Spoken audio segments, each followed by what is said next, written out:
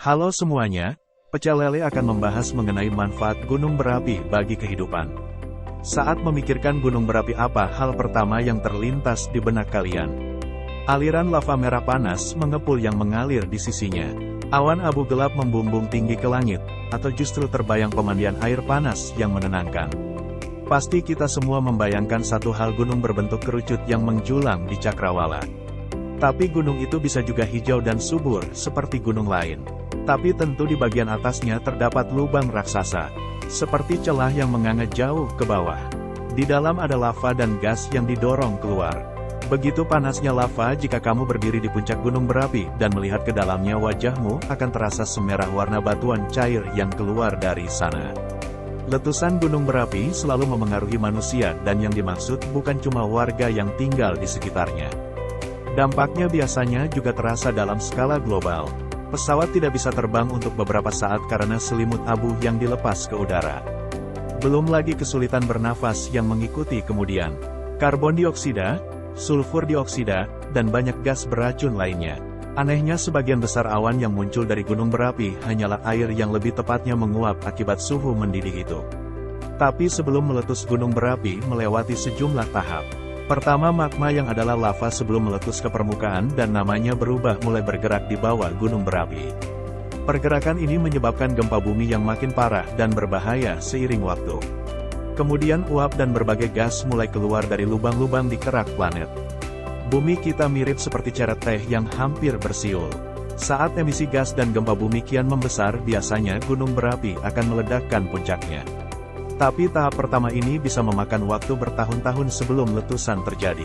Kemudian magma mulai menumpuk dengan makin banyak tekanan, cairan panas ini makin ingin keluar. Sulit untuk menyadari tahap ini terjadi jika tanpa peralatan yang tepat. Untungnya para ilmuwan memilikinya dan mereka tidak pelit informasi. Gunung berapi menjadi lebih aktif dari menit ke menit. Abu mulai keluar dan menyebar di udara, menciptakan awan mengerikan yang mengubah siang menjadi malam. Dengan menumpuknya magma, letusan tidak bisa ditahan. Kemudian permukaan gunung menyerah akibat tekanan dari bawah. Magma keluar dan gunung memuntahkan lava yang kemudian mengalir ke sisi gunung. Semua ini terdengar seram. Lantas bagaimana jika ini tidak pernah terjadi? Bagaimana jika tidak ada yang namanya gunung berapi? Akankah bumi akan tetap sama? Jawabannya tidak. Jika gunung berapi tidak pernah ada, artinya tak akan ada atmosfer. Saat planet kita masih kecil, gas vulkanislah yang menciptakan gelembung pelindung yang memungkinkan untuk menghirup udara yang sama. Gunung berapi juga berperan besar dalam membentuk daratan dan lautan. 4 miliar tahun lalu bumi masih dalam proses pembentukan. Wajahnya jauh dari titik biru hijau yang kini kita kenal. Semuanya merah membara dan air terperangkap di bawah keraknya. Setelah permukaannya mendingin dan mengeras, barulah air akhirnya keluar. Gunung berapi bertindak seperti sobekan di kain pada planet kita. Uap air mengembun di atmosfer lalu kembali turun dalam bentuk hujan. Hujan turun begitu lama hingga planet ketiga dari matahari ini mulai berubah menjadi bola biru seperti yang kita kenal. Bahkan ada teori yang berpendapat semua air di bumi berasal dari gunung berapi, dan tanpa air tentu saja kehidupan tidak akan bisa terbentuk. Pembentukan tanah melewati proses serupa. Planet kita adalah tempat yang tak karuan saat terbentuk. Bentuknya berupa permukaan meleleh dengan medan lava dan letusan gunung berapi konstan. Ditambah batuan luar angkasa yang terus-menerus naik. Kerak kemudian bergerak dan membentuk lapisan tebal dengan materi yang naik tadi. Seiring waktu lapisan ini menjadi lebih permanen. Letusan gunung berapi masih terjadi, tapi daratan pertama akhirnya terbentuk. Mari kita bahas manfaat terbaik gunung berapi atmosfer. Jadi bagaimana jika gunung berapi berhenti meletus setelah kita mendapatkan perisai pelindung untuk bernafas ini? Hasilnya masih agak buruk. Pertama-tama gunung berapi menciptakan tanah paling subur di sekitar Napoli. Ada Gunung Vesuvius yang terkenal kualitas tanah di sana sangat kaya, itu semua berkat dua letusan gunung berapi super besar. Yang pertama terjadi 35.000 tahun lalu, dan satu lagi terjadi 12.000 tahun lalu. Memang gunung berapi ini menyebabkan banyak kerusakan jangka pendek, tapi dalam jangka panjang tanah ini dibuat subur olehnya. Kini wilayah ini dipenuhi semua jenis jeruk, zaitun, anggur, ceri, dan tentunya bahan pokok mereka tomat. Semua itu akan mustahil tanpa tanah vulkanis yang kaya dan sejauh ini Napoli bukanlah contoh satu-satunya bakteri yakni organisme hidup pertama hidup di air panas. Para ilmuwan telah menemukan fosil mikroorganisme yang umurnya lebih dari 4 miliar tahun. Bakteri-bakteri itu berkembang biak subur dalam ventilasi hidrotermal yaitu celah di dasar laut dan biasanya berada di dekat lokasi vulkanis aktif. Artinya tanpa gunung berapi tak akan ada tanah air, atau bahkan makhluk hidup pertama yang menurut teori pada akhirnya akan berkembang menjadi semua makhluk yang ada saat ini. Untuk kehidupan tetap berkembang tanpa gunung berapi meledak ini akan meragukan. Intinya atmosfer dan kehidupan sudah terbentuk. Jadi bagaimana jika gunung berapi berhenti meletus hari ini setelah kita punya semua manfaat yang tadi dibahas?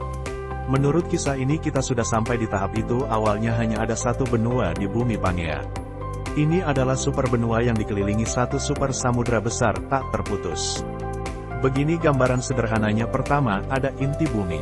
Lalu ada inti luar, selanjutnya, ada arus konveksi. Magma ada di baris berikutnya.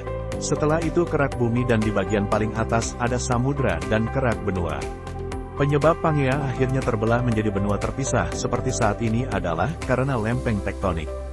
Kerak bumi tidak selalu dalam bentuk satu bagian padat. Kerak ini dipecah menjadi potongan besar atau lempeng yang selalu bergerak. Dan semuanya masih bergerak sampai sekarang ya. Tanah tempatmu berpijak sekarang semacam berselancar di atas arusan konveksi tadi.